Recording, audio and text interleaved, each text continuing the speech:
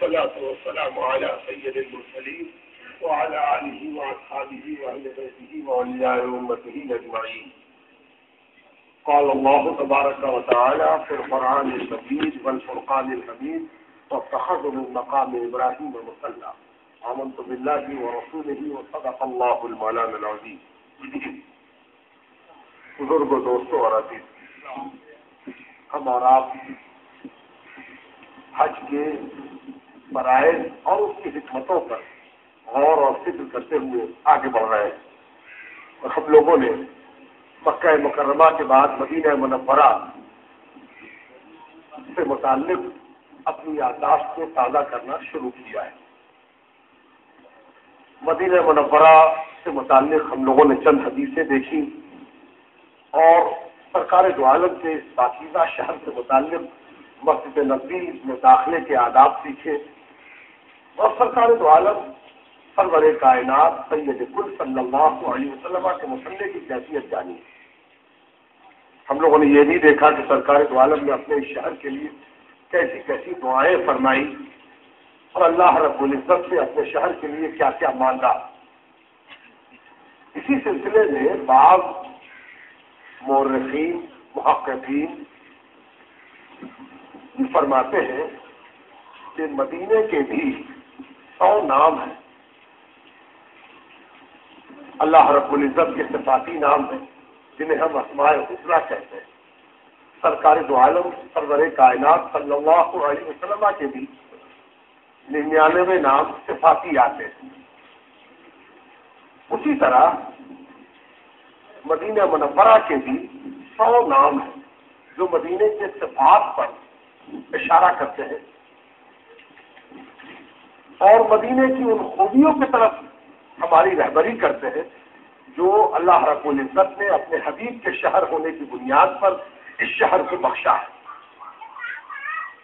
حدیث میں آتا ہے کہ مجھے اللہ تعالیٰ نے یہ حکم دیا کہ مدینے کو طیبہ کہوں، یعنی مدینے کو طیبہ نام دو. بعض کہتے ہیں کہ اس کا نام طیبہ بھی ہے، طیبہ بھی ہے اور طابہ بھی ہے. یہ تینوں کا معنی ایک ہے.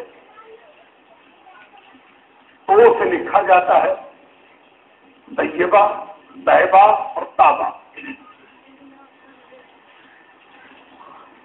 مدینے کو ان تینوں ناموں سے پکارنے کی وجہ یہ ہے کہ مدینہ سرکار دو عالم سید کل صلی اللہ علیہ وسلم کے وجود مسعود کی وجہ سے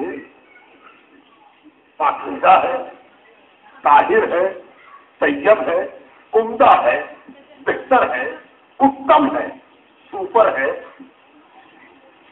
ایک وجہ یہ ہے کیونکہ طیب کے معنی ہی ہوتے عمدہ، اچھا، بہتر، پاک، صاف. اور ایک وجہ اور بتائی ہے بعض محققین نے کہ اس کو طیبہ کہنے کی وجہ یہ ہے کہ اس کی مٹی میں ایک خوشبو ہے. مدینے کی مٹی، مدینے کی گرد، مدینے کی خاک اللہ والوں کو سونگنا نصیب ہوتا ہے. بعض بزرگوں نے لکھا ہے کہ میں نے مدینے کی خاک کو سونگا تو مشک سے بہتر نظر آئی. اور چونکہ مدینے کی خاک میں خوشبو ہے اس لیے اس کو طابہ کہتے ہیں، طیبہ کہتے ہیں، طیبہ کہتے ہیں. ایک بزرگ نے لکھا ہے کہ مدینے کی خاک میں خوشبو کیوں نہ ہو، اس لیے کہ اس مدینے کی آب و ہوا نے اس ذات کریمہ کی خوشبو سونگھی ہے جس کے پسینے سے گلاب مشتق ہے. سرکار دو عالم صلی اللہ علیہ وسلم کے لیے اللہ نے جس زمین کو پسند کیا اس زمین کا کیا پوچھنا.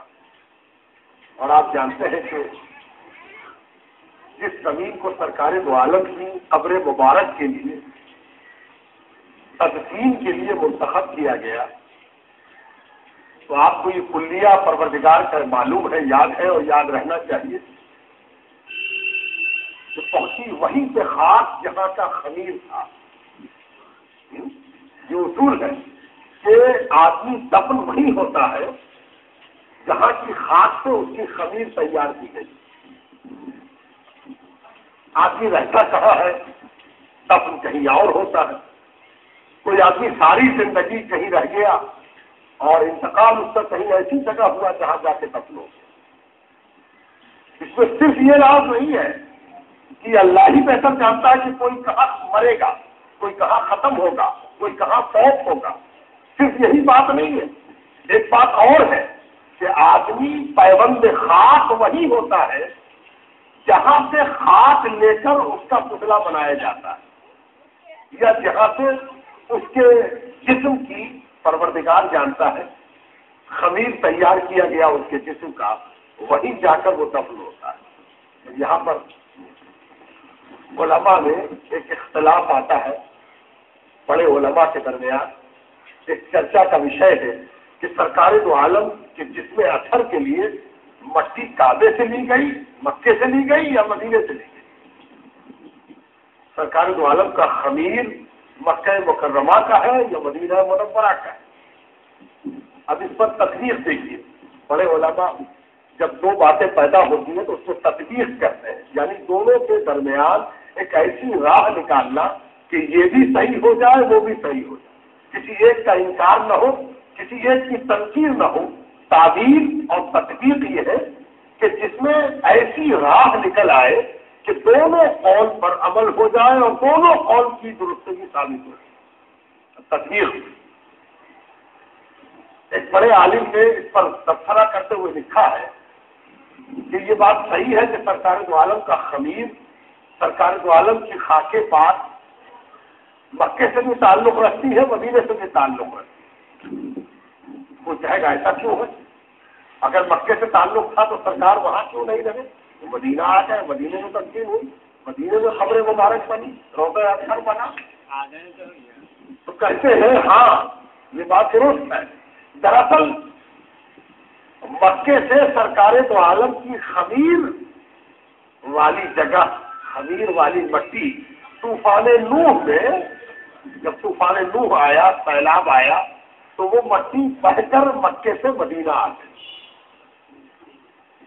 وہ جگہ جہاں پر آج سرکار دو عالم کی قبر مبارک ہے، جسد اثر ہے، روضہ منورہ ہے، اس جگہ کی مٹی سیلاب نوح میں، نوح علیہ السلام کے زمانے میں جو سیلاب آیا تو وہ جگہ، وہ مٹی، وہ خمیر بہ کر مکے سے مدینہ آیا. اور اسی لیے سرکار دو عالم کی بھی ہجرت طے ہو گئی. مکے سے ہجرت کر کے مدینہ آئے اور مدینہ پاک میں وہ جگہ جہاں پر سرکار دو عالم آرام فرماتے تھے، حیات ظاہری میں جہاں پر لیٹتے تھے، جہاں پر آپ کا بستر مبارک ہوتا تھا، جہاں پر آپ کی سریر، آپ کی چارپائی، آپ کا بستر بچتا تھا، وہی جگہ تو آپ کے قبر کی ہے. اسی جگہ پر بستر مبارک کو ہٹایا گیا. روایت میں آتا ہے کہ سرکار دو عالم صلی اللہ علیہ وسلم کے وصال کے بعد صحابہ میں اس بات کے لیے بڑا خوف کا معاملہ تھا کہ نبی دفن کہاں ہو، نبی کی تدفین کہاں ہونی چاہیے. کوئی کچھ کہتا، کوئی کچھ کہتا، سب کی نیت ٹھیک تھی، سب ادب اور احترام کے زاویے کے تحت یہ بات کہہ رہے ہیں. بات کا کہنا تھا کہ جہاں پر مصلی ہے، سرکار دو عالم جہاں پر نماز پڑھاتے ہیں وہیں پر تدفین ہونی چاہیے. بات کا کہنا تھا کہ نہیں، جہاں پر منبر ہے وہاں پر تدفین ہونی چاہیے. الگ الگ رائے. حضرت ابوبکر صدیق اور دوسرے اکابر صحابہ سے یہ روایتیں آتی ہیں کہ انہوں نے ایسے مشکل کے وقت میں رہبری اور رہنمائی کی اور ایک اصول بتایا کہ ہم لوگوں کو سرکار دو عالم کی صحبت میں یہ اصول اور کلیہ معلوم ہوا ہے کہ نبی وہیں پر دفن کیے جاتے ہیں جہاں پر دنیا سے رخصت ہوئے. اس طرح سے سرکار دو عالم اپنے بستر مبارک پر آرام کرتے ہوئے دنیا سے رخصت ہوئے، اسی لیے اسی جگہ پر تدفین ہوئے. اس پر سب کے دل میں انشراح ہو گیا، سب کا دل اس بات کی طرف مائل ہو گیا.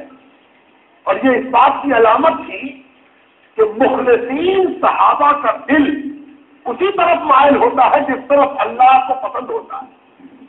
اللہ کی جو مرضی ہوگی اسی پر اللہ کے رسول کے صحابہ کا دل اتنی